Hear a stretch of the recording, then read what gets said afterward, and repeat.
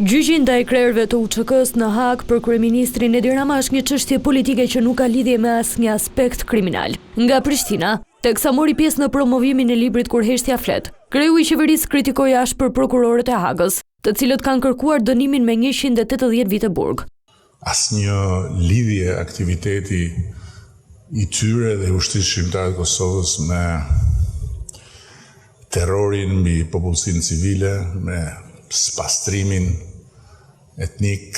Sipas Ramës, UÇK-ja nuk ka asnjë lidhje me terrorin, por erdhi si detyrim ndaj spastrimit etnik që po bëhen nga Serbia. Ata nuk u armatosën për të imponuar sundimin e tyre në një territor të huaj, por armatosën për të hequr qafe sundimin e të huajve në tokën e tyre.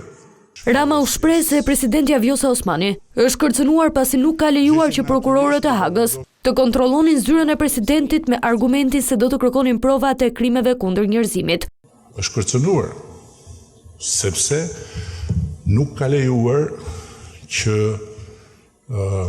prokurorët të dhunonin zyrën e institucionit president Kosovës, se me demek do kërkonin edhe aty provat e krimeve kundër njerëzimit. Gjatë fjalës së saj, presidentja e Kosovës Vjosa Osmani u shpreh se UÇK është ideali më i fuqishëm i ndërtuar nga shqiptarët ndër shekuj. Sepse UÇK-ja është ideali më i fuqishëm i ndërtuar nga shqiptarët ndër shekuj.